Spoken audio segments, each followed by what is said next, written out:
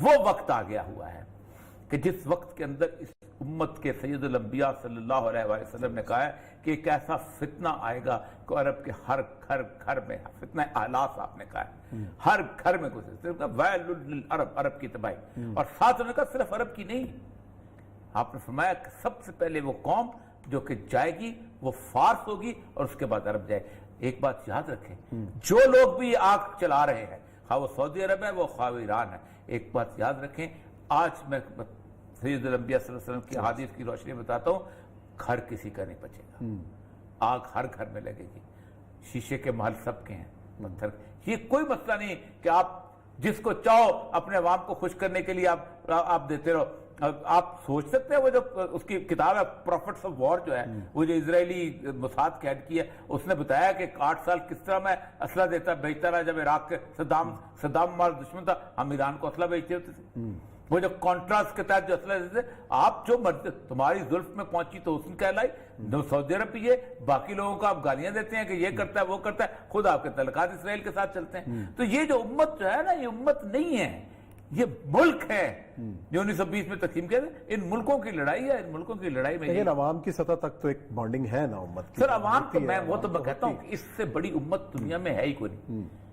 دنیا میں ایک دفعہ ایک بہت بڑے ہمارے اسکالر ہے، کدھر ہے مسلم امہ، میں نے کہا مجھے کوئی ایسی قوم دکھاؤ، مجھے کوئی ایسی امت بتاؤ، بندہ پیدا ہو یمن میں، بندہ پیدا ہو مصر میں، بندہ پیدا ہو شام میں، بندہ پیدا ہو ڈیرہ بکٹی میں، لڑے جا کے افغانستان میں اور کشمیر میں، لڑے جا کے بوسنیا میں، لڑے جا کے چچنیا میں، جان دے وہاں پر۔ کوئی عیسائی دیتا ہے؟ کوئی یورپ کا وہ دیتا ہے؟ کوئی سیکولر دیتا ہے؟ کوئی لبرل دیتا ہے؟ نہیں دیتے، ہم دیتے ہیں۔ دیکھیں ہم بہت عرصے سے اس بات پہ گفتگو کرتے چلے آ رہے ہیں کہ اب اس پورا کا پورا جو مسلم ریجن ہے یہ اب تقسیم ہونے جا رہا ہے 2 لائنز کے اوپر، اور وہ 2 لائنز جو ہیں وہ پرو امریکہ اینٹی امریکہ یا پرو ایران اینٹی ایران، امریکہ اینڈ چائنا۔ چائنا اب اس میں اس سچویشن میں اس طرح کا نہیں ہے، ابھی تک نہیں پہنچا۔ چائنا دیکھیں، چائنا کی آپ کبھی دیکھیں نا، وہ جو بیلٹ ہے انہوں نے مشرق وسطیٰ کو بیچ میں سے غائب کیا ہوا ہے۔ ان کے لیے امپورٹنٹ نہیں ہے؟ نہیں، ان کو پتا تھا اچھا کہ ہم بوٹل، سر آپ کو پتا ہو کہ ایک جگہ بم دھماکے ہو رہے ہیں، ایک جگہ جلوس نکل رہے ہیں، تو آپ کہیں گے نہیں یار ذرا اوپر رنگ روڈ سے جاؤ، اس شہر کے اندر سے نہ جاؤ۔ تو چائنا کی جو ساری کی ساری موومنٹ ہے وہ آپ حیران ہوں گے کہ وہ اوپر سے ہے، سویز سے نکل کے وہ نیچے سے آ کے اور وہ آگے ان کو نائجیریا کی پورٹ سے ہوتے ہوئے صومالیہ اور سیدھا پھر اس میں وہ چلے جاتے ہیں، اور نکلتے کہاں سے؟ کرغزستان قزاقستان سے ہوتے ہوئے تہران کو ٹچ کرتے ہوئے باہر نکل جاتے ہیں، یہاں سے وہ بحیرہ عرب سے گوادر سے نیچے۔ انہوں نے یہ جو اسٹیٹ آف ہرمز ہے، یہ خلیج فارس ہے، اس کو ٹچ ہی نہیں کیا، ان کا جائے، کیونکہ چائنا نے گزشتہ طویل عرصے کے ساتھ اپنے سارے آئل کے جو ایگریمنٹ کیے ہیں وہ افریقہ کے ساتھ کیے ہیں۔ سعودی عرب نے شامل ہونے کی کوشش کی، ایران نے ابھی شامل ہونے کی کوشش کی، ہو گیا ہے بلکہ کسی حد تک۔ تو اصل مسئلہ یہ ہے سر عثمان صاحب کہ بنیادی طور پر یہ ایک جنگ جو تھی گزشتہ تقریباً 7-8 سال سے یہ میدان جنگ بنا ہوا تھا۔ بولنا چاہیے سچ، اور بولنا چاہیے کھرا اگر آپ نے مسئلے کو حل کرنا ہے۔ 1400 سال کی تاریخ میں کبھی بھی بنیادی طور پر امت مسلمہ آپس میں لڑ کے اتنا نہیں قتل غارت ہوئی جتنی ان 7-8 سالوں میں ہوئی۔ جنگ جمل اور جنگ صفین میں چند 1,80,000 اس کے بعد کبھی شیعہ سنی لڑائی اس طرح کی نہیں ہوئی۔ یہ بہت بڑی لڑائی تھی جس لڑائی نے دونوں طرف کے صورتحالوں کو بلڈ اپ کر۔ آپ کو یاد ہوگا کہ آج سے تقریباً 2 سال پہلے اسرائیل کا وزیر اعظم تھا، یہ گیا تھا مسقط عمان۔ مسقط عمان میں عبازیوں کی حکومت ہے۔ ٹھیک ہے، عبازی جو ہیں یہ خارجیوں کی ایک قسم ہے۔ اچھا، ہاں، واحد حکومت ہے وہ جو خارجی، اور وہ انہوں نے ان کے ساتھ تعلقات بنائے۔ سعودی عرب جو ہے اور ایران ایک زمانے میں یہ دونوں ایک ہی اس پہ ہوتے تھے، یعنی شاہ ایران جب تک تھا 1979 سے پہلے تو 19 فلائٹیں ڈیلی اسرائیل کی اور ویکلی اسرائیل کی تہران تھی، اور تہران سے اسرائیل جایا کرتی تھی۔ آج بھی ٹرکی کی استنبول ایئرپورٹ سے تل ابیب فلائٹ آتی ہے، جاتی ہے، سب کچھ ہوتا ہے، کیونکہ یہ سارے امریکہ نے اکٹھے کیے ہوئے تھے سارے ملک۔ 1979 کے ریولوشن کے بعد ہوا یہ کہ وہاں ایک مکمل طور پہ اینٹی جوش پالیسی آئی۔ صحیح ہے. میں پچھلے دنوں آج سے کوئی 2-3 دن پہلے ایک بہت بڑی ایک بندے نے اسٹڈی کیا. بیسیکلی وہ یہودی ہے اور بروکلن کا نام ہے, نیو یارک کی کولمبیا یونیورسٹی میں اس نے اسٹڈی کی ہے. اور اس میں جوش پاپولیشن جب وہ رہتی تھی اس کے بارے میں اس کا 3 لاکھ بندے جو تھے, بہت انہوں نے فیس کیا کہ ایران کے اندر ہم تو انسیف ہو گئے. پھر اس نے کہا کہ انہوں نے ان میں سے 70% جو ہیں وہ کرسچن ہو چکے ہوئے, اور وہ جس طرح کرسچن آپ کو پتا ہے کہ مسلمان ہوئے تھے جب وہ وہاں سے نکلے تھے اسپین سے, اور کچھ کرسچنز ہو گئے تھے تو وہ لیکن رہتے وہی ہیں. اور انہوں نے کہا کہ انہوں نے ریولوشن کا سپورٹ بھی کیا, یہ وہ بڑا نہیں ہو ایک ٹینس صورتحال بلٹ ہو گئی تھی. لیکن گزشتہ جو 7-8 سال ہیں, اس 7-8 سال میں یہ ہونا تھا ایک نہ ایک دن. کو گزار بات ہے کہ آپ کی پراکسیز جو ہیں وہ وارز چل رہی ہیں دونوں ملکوں کی. صحیح ہے. اب 2 سال پہلے وہ گیا تھا نیتن یاہو یہاں پر کہ آپ, اور کہاں سے گیا تھا؟ سعودی عرب کی ایئر سپیس کو استعمال کر کے گیا تھا. لیکن چونکہ وہ پرمیشن دی گئی تھی one time to the person, اس لیے ابھی ہوا یہ تھا کہ اس سارے سینیریو کے اندر جس وقت ان کی قطر کے ساتھ لڑائی شروع ہوئی ہے, اور قطر کی لڑائی بنیادی طور پہ اس کے ساتھ تھی یو اے ای کے ساتھ, اور پرنس محمد وغیرہ نے اس کے قطر کے تختہ الٹنے کی کوشش کی اور وہ پکڑا گیا, اور پھر انہوں نے سوچا کہ یہ تو ہمارے خلاف بہت بڑی سازش ہو گئی ہے, تو قطر نے ایک بلاک بنایا ترکی کے ساتھ. اور ترکی کی اپنی ایک سچویشن ایسی ہے کہ ٹرکی ایران کے ساتھ بھی نہیں چل پڑتا. تو یہ ایسی بیسیکلی 1920 میں عثمان صاحب جو امت کو تقسیم کیا گیا تھا نیشن سٹیٹس کے ساتھ میں, یہ ایران ہے, یہ عراق ہے, یہ سارے اس کی جنگ لڑ رہے ہیں. صحیح ہے. اگر ایک مسلمانوں کی, چلو چھوڑ دو مسلمانوں کو, میں چھوڑ دو, وہ مر گئے بیچارے, امت مسلمہ ختم ہو گئی, لیکن عرب نام کی تو کوئی قومیت ہے نا. صحیح ہے. عرب آپس میں کس لیے لڑ رہے ہیں؟ شام تو عرب ہے, یو اے ای تو عرب ہے, یمن کے حوثی تو عرب ہیں, قطیف کے اندر لوگ تو عرب ہیں, قطر تو عرب ہے, یہ کس لیے لڑ رہے ہیں؟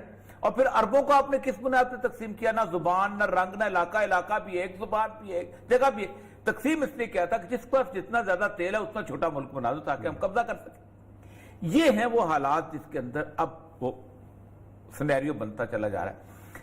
محمد بن سلیمان کے لیے سب سے بڑی رکاوٹ ہے اس کا علاقے کے اندر رہنے والے لوگ. یہ جو ہو رہا تھا آپس میں, ان کا آپس میں طے ہوا کہ کسی نہ کسی طریقے سے ہم کوئی راستہ نکالیں گے اس کے ساتھ جا کے, اور اسرائیل کے ساتھ کچھ کنڈیشنلٹیز طے کریں گے, یروشلم کے اوپر طے کریں گے, وہ کریں گے. وہ محمد بن سلمان کو ڈچ کیا ہے محمد بن زید نے. اچھا. اس نے پہلے اپنے طور پہ اعلان کر کے, اور یہ دوسرا ڈچ ہے. میں اس وقت کو ہمارے دوست مالک میں کہنا چاہتا, ایک ڈچ ہوسیز کے وقت ہوا تھا جب اس نے اپنی فورسز وتھڈرا کی تھی, اور سعودی عرب وہاں اکیلا رہ گیا تھا, اور اس نے کہا تھا کہ ہم اس میں نہیں. آپ کو مجھے آج سے کچھ عرصہ پہلے مسقط مان گیا تھا جب نیا ہوسیز ہو رہا تھا, تو مسقط کے کچھ وزراء سے جب میری بات ہوئی تو میں نے ان سے پوچھا کہ آپ کیسے علیحدہ رہ گئے ہو؟ یعنی ایرانی بھی آپ کے ساتھ تعلقات رکھتے ہیں. ان کے سب سے تعلقات اسرائیل کے ساتھ بھی, ایرانیوں کے ساتھ بھی, اسرائیل کے ساتھ بھی, سعودی عرب کے ساتھ بھی, سب کے ساتھ تعلقات. وہ کہتے ہیں ہم نے ایک نیوٹرل پلے کیا کہ نہیں ہم کسی سے لڑنے نہیں چاہتے, اور ہم شروع سے نیوٹرل چلے جاتے. سلطان قابوس کی پوری پالیسی ہے جو آگے لے کے آگے. سلطان قابوس بنیادی طور پر بیسیکلی ایک اس سے مکران بلوچ پالیسی, وہ بکران میں بلوچ کے ساتھ ان کا بڑا تعلق ہے, سب کے ساتھ ایک بہتر طریقے سے رکھو اور کسی کو اپنی زمین استعمال کرنے میں. حالانکہ سلالہ جو ہے وہ انہی کے علاقے کے اندر جو امریکہ نے پورٹ بنائی ہوئی تھی. اب ہونا یہ ہے عثمان صاحب کہ یہ جو سچویشن ہے, اب یہ جو بیروت کا دھماکہ ہے, اگر میں بتا دوں, راز کھولنے شروع کر دوں, یا تو اس امت میں مزید لڑائی شروع ہو جائے گی. میں نہیں جانا چاہتا. وہ اس کا ایک بہت بڑا ایک ایفیکٹ پڑا ہے کچھ لوگوں کے اوپر, جس کی ریٹیلیشن کبھی نہ کبھی آنی ہے. اور وہ ریٹیلیشن مجھے لگتا ہے اسرائیل کی طرف نہیں آئے گی, ریٹیلیشن اپنے کہیں اور جائے گی. یہ پیش بندیاں جو ہو رہی ہیں, یہ بیسیکلی پیش بندیاں کوئی نہیں ہو رہی. ہر کوئی اپنی اپنی سلطنت کو, اپنے اپنی مقام کو, اپنے اپنے محل کو بچانا چاہتا ہے. سعودی عرب بھی اپنی سلطنت بچانا چاہتا ہے. یو اے ای کہتا ہے میں تو بہت کمزور ہوں, 3-4 لاکھ کی آپ کی پاپولیشن, 97% لوگ وہ ہیں جو باہر سے آئے ہوئے ہیں. جس دن پہلا میزائل گرا خدا نہ خواستہ یو اے ای پہ, سب سے پہلے پاکستانی فلائٹ لیں گے, یہاں پہنچ جائیں گے, انڈین فلائٹ لیں گے, جا کے بامبے میں, دلی میں جا کے بیٹھ جائیں. وہ کیوں وار کے اندر وہاں بیٹھیں گے؟ پہلی بات ہے کہ وار کے اندر ان کو تنخواہ کون دے گا, کھانا کون دے گا, روٹی کون دے گا, شیلٹر کون دے گا ان کے لیے. تو 3 لاکھ کے ساتھ آپ ملک کا دفاع تو نہیں آگے لے کے چل سکتے. پھر ساری سچویشن کے اندر ویئر از اوائسی, عرب لیگ, یہ تو بے معنی ہو گئی نا عثمان صاحب. اوائسی جو ہے, دیکھیں میری بات سر, میں کئی دفعہ کہا ہے, آج مجھے بتائیں, دنیا میں کم از کم 8 آرگنائزیشنز ہیں ایسی لوکل بنی ہوئی. ایک ہے آرگنائزیشن افریقن یونٹی, ان کا صدر انہوں نے سڑک پہ کتے کی طرح دہرایا تھا محمد قذافی کو. کیا کیا انہوں نے؟ گالی مسلمان کو دینی ہے اس لیے اوائسی کے چلے گی. ایزیان ہے جس میں سارے کے سارے فارس کے ملک ہیں, جس میں فلپین ہے, جس میں انڈیا ہے, جس میں برما ہے, جس میں روہنگیا کے مسلمان نکلتے. کیا کر لیا انہوں نے اس کا؟ اچھا, اس کے بعد آپ آ جائیں خود عرب لیگ کو لے لیں, چھوڑ دیں اس کو. کیا کر لیا عرب لیگ کے اندر یہ ساری کی ساری؟ جب شام کے اندر چل رہی تھی یہ باقی چیزیں ہو رہی تھی, کچھ بھی نہیں. یعنی مجھے کوئی یونائٹڈ نیشنز جب 48-5 میں بنی ہے, اس کا مینڈیٹ یہ تھا کہ ہم اس دنیا کے اندر جنگ کو روکیں گے. سیکنڈ ورلڈ وار کے بعد بڑی جنگ تو نہیں ہوئی, لیکن چھوٹی جنگ میں اتنے بندے مر چکے ہیں چھوٹی جنگوں میں کہ سیکنڈ ورلڈ وار سے بھی زیادہ مر چکے ہیں. صحیح.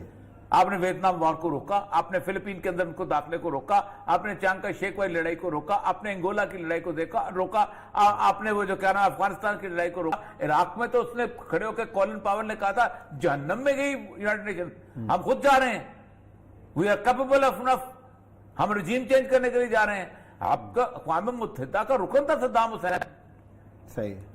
تو اصل مسئلہ ہے کہ یہ جو ہمارا سیکولر طبقہ کھڑا تھا, کدھر ہے اوائسی؟ تو بھائی کدھر ہے یونائٹڈ نیشنز؟ گالی دے آر ڈیبیٹنگ کلبس. کچھ بھی نہیں. صرف اس وقت کوئی ملک آگے بڑھتا ہے, وہ الائنس آگے بڑھتا ہے جس کی 2 بنیادوں کے اوپر اتحاد ہو. Number 1, they have the same military bondages. NATO آگے بڑھا تھا, نیٹو جہاں چاہا اس نے اپنے آپ کو ثابت کیا کہ ہم کھڑے ہیں. وارسا ایک ہوتا تھا, وہ آگے بڑھا تھا رشیا کا, انہوں نے نہیں چیکوسلوواکیا کے بھی کھڑے ہو گئے تھے اور یوگوسلاویا میں بھی کھڑے ہو گئے تھے. ٹھیک. یا اکنامک کرنسی ایک ہوئی تھی پورے یورپ کی, تو تب آگے بڑھے تھے پورے یورپ میں. تو یہ اوائسی سر کوئی نہیں ہے, یہ سیکولرز کے نعرے ہیں, کدھر ہے اوائسی, اور بھائی باقی کدھر ہے؟ سارک کتنا بڑا جا رہا ہے, چھوڑ دو, لعنت بھیجو اوائسی پہ, لعنت بھیجو مسلم امہ پہ, لعنت بھیجو سب پہ. سارک ہے نا, کشمیر آزاد کرا کے دکھاؤ سارک سے. نیپال کا وہ جو علاقہ جو ہے کیا نام ہے کالا پانی, وہ لے کے دکھاؤ انڈیا سے. اتنی بڑی آرگنائزیشن, ایک زبان, ایک کلچر, ایک تہذیب, ایک گنگا جمنا, ایک فلاں دھرتی, ایک فلاں, ایک ٹیگور, ایک لتا منگیشکر, ایک فلانا, ایک گانے کو تو ہر کو تیز ہے. کتنے حصے سے بنی ہوئی سارک؟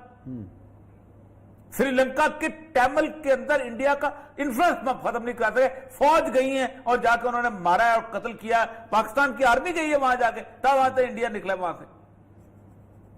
ایسے کھڑے ہو کر ہر بندہ کھڑا گالی دیتا اوائسی کدھر ہے بھائی؟ اور بھائی سارک کو ٹھیک کرو, چلو ہم کہتے ہیں ہم کچھ نہیں ہے بھائی, مسلم امہ لڑتی ہے, اور تم انڈیا کا جو ایک گنگا جمنا تہذیب کو تو دیکھ لو.